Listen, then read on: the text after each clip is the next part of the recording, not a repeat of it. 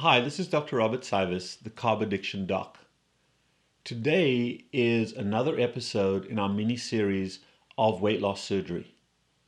The first episode was about how to approach weight loss surgery in the context of changing your obesity paradigm. And I urge you to watch that episode before you watch this one. The next one was the role of medications, very, very limited. Today we're going to talk about the principles of obesity surgery as a caloric reduction weight loss tool. The principles of surgery are very simple, and there are really two principles of weight loss. Surgery will never ever cure obesity. That's a behavior that is inherent to the human being. But surgery is a very, very effective form of comfortable starvation. And the two principles are as follows. Right now, if this is your stomach sits up here in the upper part of your abdomen, but it doesn't sit in the front. It actually sits in the back, and your liver lies over the top. In order to feel full, mechanically, you have to fill this entire space with a huge amount of food. So let's say you can eat 15 to 20 chicken wings or 12 to 15 chicken wings to fill this. That's a huge amount of food. That's a lot of calories, even though the chicken wings are ketogenic calories. That's okay. You won't gain weight on a ketogenic diet, but the slope of the weight loss curve is lower. So the first principle of obesity surgery is let's get you to eat less and stay full for longer. And the principles there are to somehow reduce the size of the stomach, the capacity of the stomach, so that when you do eat, a small amount of food dilates or stretches the stomach and sends a small amount of food, sends a signal to your brain that says I'm full, and the food stays there and you stay full for a long period of time. Now, it never works if you're eating ice cream and Oreo cookies all day long. In other words, if you're snacking on carbohydrates, sloppy carbohydrates, no restrictive obesity surgery will ever work long time. Sure, they'll all get you to lose weight because there's a modification, but pretty quickly that weight comes back up. So let's take you through a series of steps of different types of intentional caloric reduction of restrictive procedures. The first two are devices. The first device is a balloon. So the way we put balloons in, intragastric balloons are put in down the throat. There used to be one called the Obalon balloon that was swallowed. I tried that. I've done the first FDA trials. Unfortunately, the balloon to date has had to be modified so much it doesn't work effectively. And there are better products on the market. So I would stay away from the Obalon balloon. I like the concept of being able to swallow something, but in my experience, in my practice, it's not effective enough at the cost, at the price point. The balloon that I currently prefer is one of the oldest balloons on the market. It is called the Orbera balloon. It's a silicone sphere filled with saline. And the way it goes in is we put it in endoscopically. You're briefly sedated. You're asleep, but you're not fully asleep. Goes down as a tube, and we pump it full of salt water, and the balloon sits in the lower part of the stomach. So basically, the balloon occupies the lower part of the stomach, and it has two functional principles. The first principle is that now the size of your stomach is much, much smaller. So a small amount of food stretches the stomach because it's already pre-filled and sends a signal much earlier up to your brain that says I'm full. So you typically eat less if you're eating real food. And we urge our patients to be more carnivorous on that because the vegetable products are much more difficult to digest. The other principle of a saline-filled balloon is it tends to drop down because of gravity to the lower part, so it partially blocks the outlet of the stomach.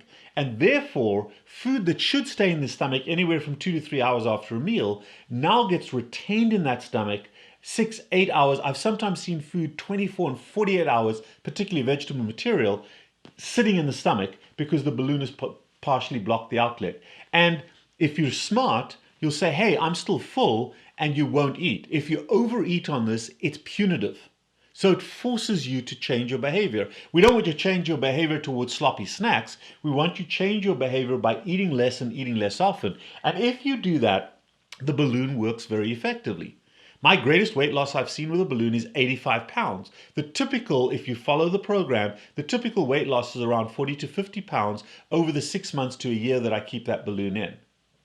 The downsides. Yes, you're going to experience some reflux. Yes, early on, you're going to experience some discomfort from the stomach.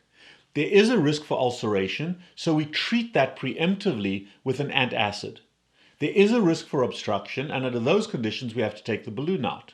So there is discomfort, there is a bit of nausea, it's transient, it lasts for a little while, and it's typically because your eating habits are clashing with the presence of the balloon.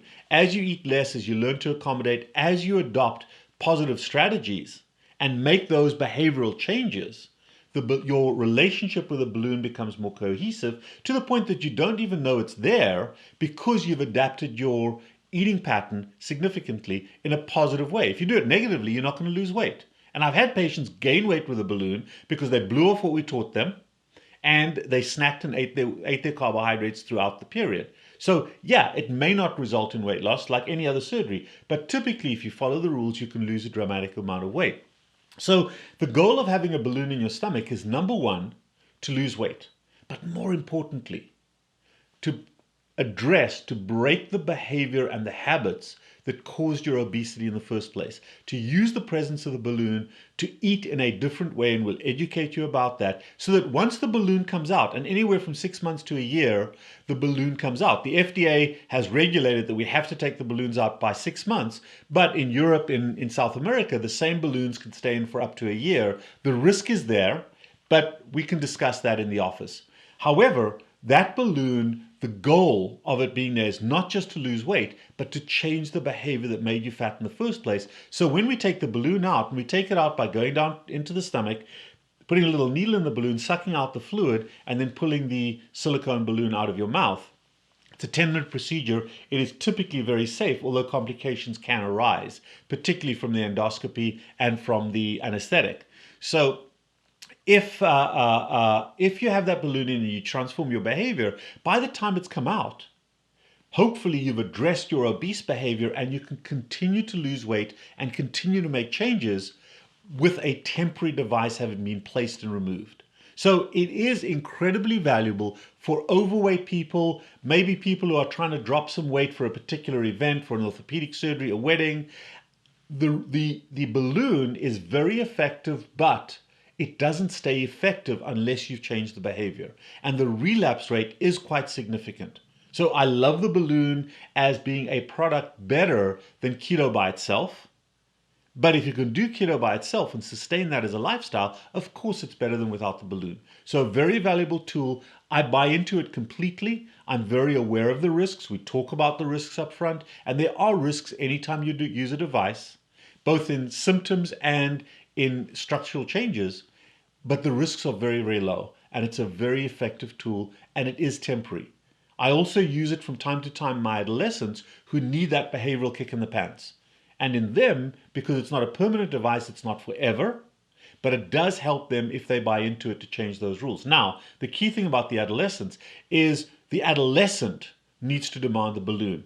If mom or dad drags Johnny or Jilly into the office and says, oh, you got to put a balloon into them, it ain't going to work. They don't want it. It's the parents that want it. If Johnny or Jilly comes in and says, hey, I've been doing this work, I buy into it, I understand the concepts, teach me more and give me that tool, sure, we'll use it. But it's got to be motivated by the patient, and they have to understand what the paradigm is. That's the device. There is a second device which I'm going to talk about exclusively in the next period. It's called the lap band. But for now, this episode was about transient temporary intragastric devices. And the one I currently prefer is the Orbera balloon. There are others on the market that are coming out that are not FDA approved yet. There are other forms of temporary restriction. Most of those either I don't like or I don't have access to yet.